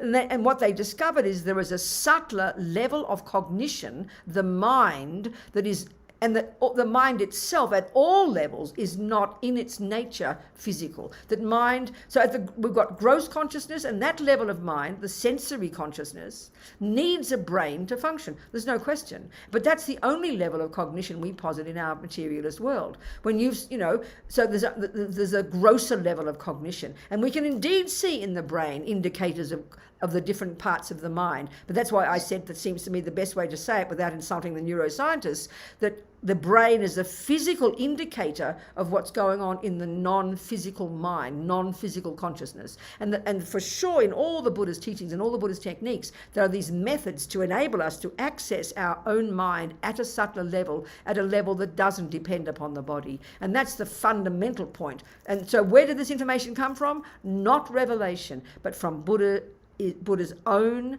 experience, just like Einstein. But you have to posit the possibility that mind is more subtle. That's the way, that's the approach. That seems to be a posit, a sort of almost an article of faith. No, it's something that can be proved. That's the point. It's an article of faith. Neuroscience for you, Kathy, if you're not a neuroscientist, neuroscience for you is an article of faith. Until you have proven it, it's merely belief. And that is not a joke. But we tend to think because the bloke down the road has proved it, oh, it's science, it has been proved. Well, Buddha is exactly the same as that. He is telling us exactly what he has found from his own experience. The whole law of karma, which is this view of many past lives and all of this, is not coming from some speculation. It's not made up. It's coming from a person's direct experience. But I have to prove it. So that's why I always say I'm a Buddhist and my working hypothesis is Buddhism. And I'm going one step at a time. I haven't got single point of concentration yet. And when you do get it, that's when you can prove a past life, because you access your subtler mind that can see the past and see the future. That's all in the Buddhist teachings. And it's there. The teachings, like the cookbook, is from a person's experience. You have to take that. But of course, it's an article of faith. And our trouble is with religion, we'd rather merely believe it. It's sort of easier. It's a bit intellectually lazy. But the Buddha's view is this is coming from his own direct experience. And it's up to me to prove it. And as the Dalai Lama says, especially to us Westerners, who have the view of a creator religion, which you can't prove. He said, if you're going to decide that you've heard Buddha's teachings, you like the sound of it, you want to turn out like Buddha did, then you follow his methodology. If I want to turn out like Einstein, I follow his methodology. It's hardly complicated. If I want that cake, I'll follow the guy in the book. It's the same principle, Kathy. But we're so used to thinking that religious philosophy is not like that, but it is for the Buddha. You see my point? It's an interesting point, isn't it? And that's why it's not useful just to believe in it. It's like it's intellectual laziness. No one says they believe in mathematics. But I mean, I effectively believe in physics. I've never done it. But I'm prepared for other people to do it. That's fine. But I can't say physics is my experience. Of course it's not. But it's there for me if I want to learn it. Or even we don't ever say, oh, I believe in botany. I believe in this. I believe in that. And Buddhists say, oh, I believe in karma. What good is that? Buddha says it's a natural law that runs the universe. If you want to use it, you better learn it. You can't have a garden if you just believe in botany. So the laws are all there. And Buddha says, this is the point, there's no equivalent in Buddhism of God's law. It's natural law for the Buddha. He says the law of karma, mind being not physical, that for him is natural law. Don't believe him, but this is my hypothesis, what I'm working on. This is why I've chosen to be a Buddhist. I'm attempting to work on these steps that he went through. So far, all I can say is so good. I haven't gone all the way yet, but, I'm happy enough so far. Do you see what I'm saying, Kathy? The approach. It's a very different approach, and it's very relaxing, really, because then you don't have to shove everything down your throat and believe it, or cross your fingers, Do you understand? Which is very scary, which is also intellectual laziness, because Buddha might be wrong. And as the Dalai Lama says, if you follow Buddha's methodology and you get to a certain point where you actually prove he's wrong, of course you must reject him, just like you would with a scientist. That's the approach, actually. And I like that. Do you see, Kathy? Cool. What else, people? Any other questions on this particular topic? We've got to go to another topic. We'll wait till next week to go to that one. How many days have we got on this topic? 2 more. Oh my gosh, 2 more. Okay. Venerable Robina, I do have a question. Good, darling. What is it? This summer, when you were doing the Heart Sutra with the prayer-a-thon, you said something about as soon as we question something, and that quote really resonated with me. So I'm asking you if you remember exactly what you said, or about when we question things. You can't remember more. Okay. You can't remember more, Nicole? You said, like, as soon as we start to question the existence of things, or as soon as we question. Then, as soon as we question what? Give me some more clues. That's what I can't get it. I really can't get it, darling. I'm so sorry. What a pity, Nicole. I mean, you're not talking about as soon as you recognize exactly what it is you're looking for, that second you realize emptiness. Is that what I said? Is that what the point was? No, it was kind of like on a very general level. Like as soon as we start to question maybe an experience, and we really start to look deeper at it, then we start to see these different layers and how it's not what we think it is. Well, I think that's a perfect statement, but it doesn't sound like what you think I said. What you said sounded pretty good to me. Okay. I don't know, darling. I'm sorry, Nicole. Thank you. What else? Fernando, you got your hand up. What's happening? Yes, it's just that I was going to mention something related to what Nicole was saying, that I have heard that whenever you start to even mention that everything is empty of inherent existence, then the world trembles because it shakes the existence of itself. I have heard it from other of my gurus. So. I know, it sounds good. I like it. Yes. What else, people? Anything else? We have 20 minutes. Yeah, I have a question. Yes, Cynthia, good, darling. Talk to me. Yeah, I have a question regarding, related with the mention that he said, how to share this with children, because we are so much focused on the personality and the I, and we need to build up the personality of a child. Now, I understand. There's a good point, Cynthia. I think that's still valid. So let's go back to the middle scope of the Lamrim, which is the arc I call high school, where we start to look into the mind. In the beginning stages, we're trying to control our body and speech, trying to behave nicely, trying to live in vows, be ethical, don't kill, don't jump on the wrong partner, subdue your crazy body and speech. This is already a profound level. Now we've subdued and got harnessed our crazy energy to some point, which means we've now got more space to look into, yes, as you say it, our personality. So now, this is the point, we have a certain way of doing that in our culture. But if we use the Western model, the Tibetan, the Buddhist model of the mind, you're simply learning to look at the parts of the mind. You see, I think in the materialist psychology, we either have neuroscience, which looks into the bits of the brain, or we look into the parts of the body, or we look into sort of very broad stroke personality type things. But the Buddhist one is way more precise. We're learning to look into each moment of the mind. That moment was anger. That moment was jealousy. That moment was kindness. That moment was love. They're all the components of our mind. So that's what makes up a person's personality, you know. It's not broad stroke. It's very intricate. It's very precise. It's just like you're looking into the details of your hand. You look into into each tiny piece. So the same with your mind. It's so precise. And that's got nothing to do with what your mother did to you, what your father did to you, whether your boyfriend is ugly or beautiful or the weather's nice, or it's really precisely internal job based on concentration, based on learning the Buddhist model. Then you start to identify, you listen to your own thoughts, and you become really precise in identifying those thoughts. That's the precision of the job. So now you're a parent, let's say, or you're a teacher, let's say. And we can all see that where each of us is a combination of many parts. This is so evident, isn't it? So if we see, so right now with our analysis in the West, I would suggest when we see a kid who's really angry, let's say, the first thing we do is we think, what kind of parents has he got? What kind of home has he got? Because we're so... And this is nothing wrong. It's a good way to look. We look at the conditions of that child. But the Buddhist one is in a sense, way more simple, but initially quite shocking. You look into the mind of that child himself. You look, well, that's anger. So then you analyze, what's anger? He's got strong attachment to get what he wants.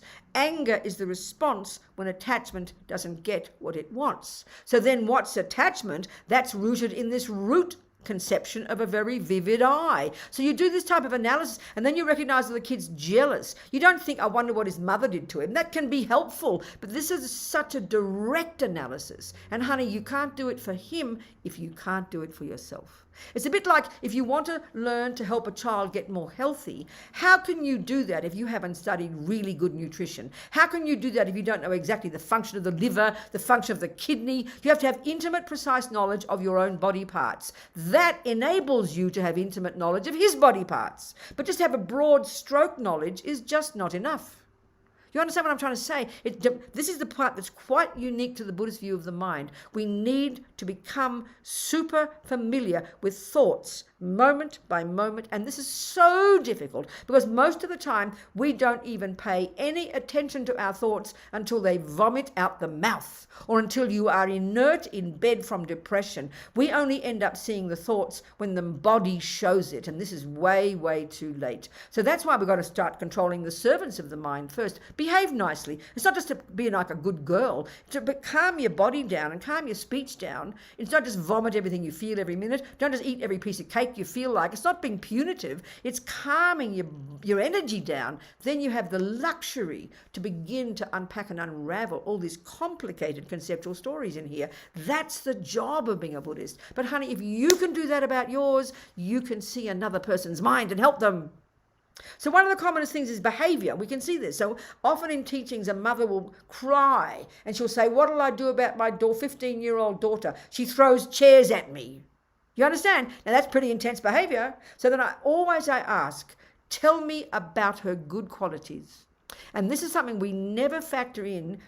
We don't factor in ethics in our psychology. It sounds like too goody-goody. We just don't think about ethics. But then when she will tell me she's kind, she's loving, she doesn't lie, she doesn't steal, she's kind to animals, she doesn't tell me that she tortures ants, she steals, she jumps on boys every day, then she's got a problem. That's out of control attachment, out of control anger, out of control ethics. Then you're in trouble. But I say, when she says the other ones, she'll be fine. Just give the girl a break, give her a wide berth, and then help her discover her own personality. Because at a conventional level, Cynthia, we have a personality. Don't chuck the baby out with the bathwater. And that consists of a bit of anger, a bit of love, a bit of jealousy. Everything is made of parts. You put all the parts together. Every personality is made of parts. Each of us has got different characteristics. Like you can hear with me, I shout all the time. I mean, I can't believe how people can listen to me. I get so overexcited. So I'm clearly intense, I'm loud, I talk fast. You can see my mind must go like a train, So you can see my personality. So when, I was younger, I was angry easily, got jealous easily. But these, not so much now. But you can see a personality. That's perfectly valid. Don't chuck that out. But then you have to look into the personality from the point of view of what are the components. And the fundamental ones are good kindness, love, compassion, not lie, not steal, not kill. Then you've got a good person and you can mold that person. You can help them mold their mind into a marvelous person. Do you understand? And we can see the suffering of some human beings. Forget about what the parents did. This is such a shocking concept for us in our culture, because we define a person in terms of being a social being. We don't believe we become a real person until we are socialized by others. Buddha's view is very fascinating. He doesn't argue that having family and friends and society is not good, but it's got to be based on compassion. But to discover who you are yourself, you've got to look inside, not out there. And help our children look inside and know their own mind and their own qualities and admire their good qualities and own their rubbish ones and know that it's a work in progress, and we can turn our mind, which is the real component of the person, into whatever shape we like, as Lama Zopa says.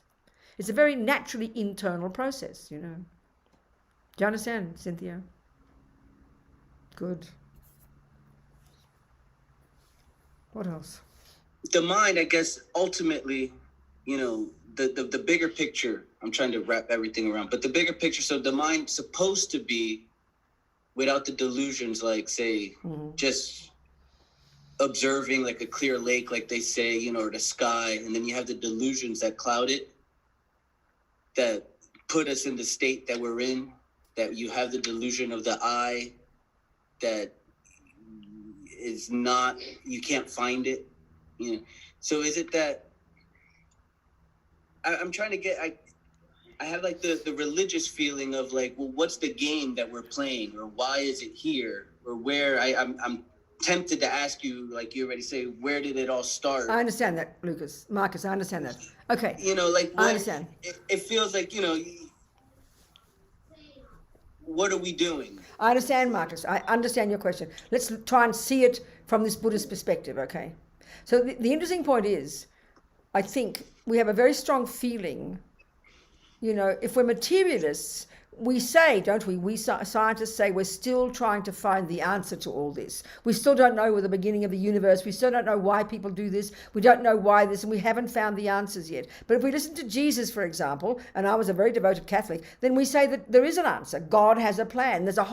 We know there's a whole deep philosophy there. The Christians, the Muslims, they've all got their own philosophical presentation of the universe and where it came from, and God has got a plan. That's a pretty intense philosophy, if that's your view. But that's just not the Buddha's view, that's all. And nor is it the materialist view. So there's no one person running it for the Buddhas. So this is the Buddha's view, which sounds a bit depressing initially. It doesn't sound like a big capital R, a capital A answer. We say, why am I angry? Why am I even alive? Why am I jealous? Why am I loving? What's the point of it all? Well, what Buddha's telling us is what he's found to be true. He has found that there are billions and billions and billions of different minds. Nobody made us. We didn't pop up out of nowhere. These minds go back and back and back, and he's identified the contents of the mind. There's lots of misconceptions in the mind and delusions, and we believe in them as true, and they are why we suffer. And he has found that you can get rid of those delusions, that they're not at the core of our being, they're not intrinsic, they have no basis in reality, and every one of us has the potential to completely rid our mind of those delusions, and literally have them gone like a dream. That's what he means by the word nirvana. It's not some place like heaven, it's not an equivalent to some place, it's a state of mind you have accomplished when you've done this inner work of ridding your mind completely of all the delusions, ridding your mind of ego grasping, then what's left is your mind, blissful, clear, it's beginningless and endless, but then you've got the potential, by adding compassion to it, to have incredible empathy for all beings and want to very happily go life after life after life, never endingly benefiting others based on the wisdom that you've accomplished. That's what Buddha says is the purpose. But there's no capital A answer. Well, why did someone, really the question is, why did someone make me? Well, no one made you. There's no reason why you're here other than the fact that you're here and have been here since beginningless time. You didn't start. So that what's under your question, of course, is what's the point? When did it begin? There can't be such a thing. And that's a good thing to think about intelligently when you analyze the conception that demands we ask the question, what is the first cause? So Christians come up with the concept that there's a first cause called God. Buddha argues with that. He would say that's not rational. He's not arguing with the presence of powerful, enlightened, marvelous, compassionate energy. He calls that Buddha. But he's got a different analysis of it. But the Christians say there's one, and that one creates everything else. There's no view like that in Buddhism. There's no kind of plan. But it's just we are the creators of our own reality. We are the creators of our own suffering and happiness. And it's up to us to mold this mind into what the Buddha would say, assuming we take on board Buddha's teachings, into this marvelous, fully developed, brilliant, wise, marvelous, content, amazingly compassionate mind, and then have the wish to benefit others. I don't know, that's the Buddhist way of putting it. So we've got to think about these things, In other words, all the questions we ask come from assumptions, and that's a real way of putting it. Buddha says our minds are riddled with lots of assumptions, and we've got to question those assumptions and keep unpacking the assumptions, unpacking, to begin to really get the clarity that he says is the natural state of our mind. Even when we've got some semblance of development in our mind, the Buddha's view is that because our mind is not physical, it's not confined by space or time or matter. Right now, our mind is stuck in this body. We can't see past our nose because we're full of misery. But as we release our mind, become more wise, more compassionate, more vast, more clear. It's like all these cliches you hear, we're living in the present, we're vast, we're compassionate, we're kind, we have power. There's so many qualities. I don't know if that answers, but that's the Buddhist analysis of things, and that's the one I'm using as my working hypothesis of the planet. What can I say? Okay. This is important to ask all these things. We have to.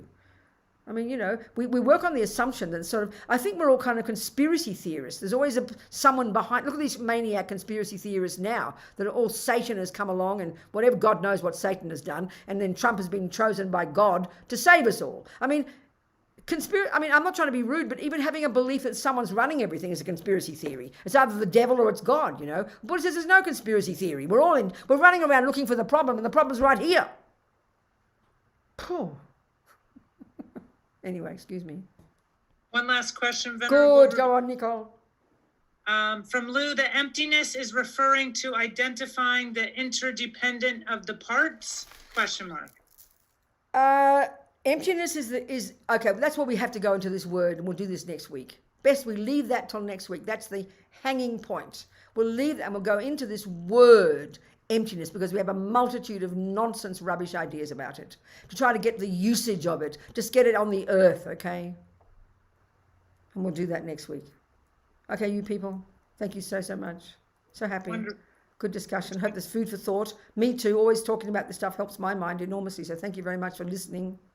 And we just dedicate all these 2 hours, gone like a dream. And the Buddha's view is nothing goes astray. All these thoughts have gone into our mind. Nothing has gone astray. We might remember it, but it's all been programmed into our mind. So we think all these moments we've had are these seeds we've planted. So we think maybe nourish these seeds each day, try to get some meaning from all of this, so we can develop our marvelous potential, so we can be a benefit to others. That's the idea. Kewadinyu dudang lama sangye drugyune drowachikyang malupa dei sala gopashok. And the next one is just may this marvelous attitude of bodhicitta, which is the Sanskrit word for meaning, this aspiration to be a benefit to others, may it grow and grow in the hearts of all. Jangchob semchog rinpoche, makye panam ke gyuchig, ke panyampa me payang, gong ne gong du pelbashok.